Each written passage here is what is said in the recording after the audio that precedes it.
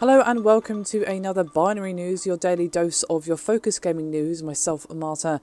Today is still the 16th of June, and this time I bring you a couple of pieces of news regarding Halo 5 Guardians. As apparently the next entry in the Halo franchise will have some of its multiplayer elements tweaked, and instead of being reward driven, 343 Industries are making the multiplayer lean more towards eSports, and this was revealed by the game's director Frank O'Connor during a Giant Bomb E3 stream. And he said, quote, "The funny thing is we've seen first-person shooters get more and more complex and more sort of reward-driven and stuff. There has been kind of backlash about it. I think it's a seesaw, and I think it's a tin back towards and esports is certainly driving a lot of that, is going for things that are truly competitive rather than just sort of reward driven."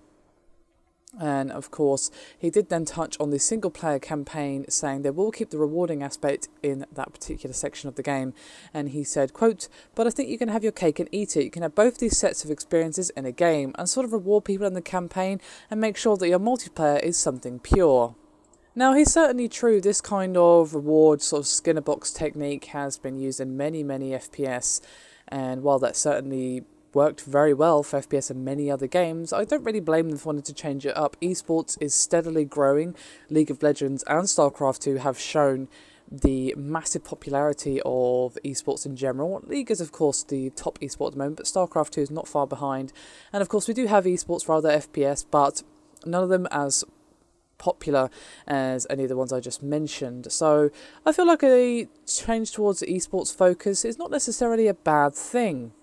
It really depends on what these changes actually mean, like the nitty-gritty, the facts of the matter. So until we know exactly what changes are going to be made in comparison to previous titles, it's really hard to judge. But I love me some esports, and I always like to see the developers thinking of that's such a growing medium when they are developing their titles. However, we have a second piece of news here today. Nothing too groundbreaking, but a little bit of detail regarding the multiplayer abilities and a little bit more. Now, obviously, there have been a fair few questions about the multiplayer and how it's going to be next gen. The 343 Industries, design director Bradford Welch was actually questioned about a few of these things on Twitter, but his answers were fairly typical about what you can expect. And he said, quote, "Arena means what you'd expect. Competitive focus, level playing field, map control, Spartan abilities, player mechanics, lot loadout AAs." And then the last thing he mentioned was that the abilities in question are, quote, "things that every player can do inherently with their Spartan."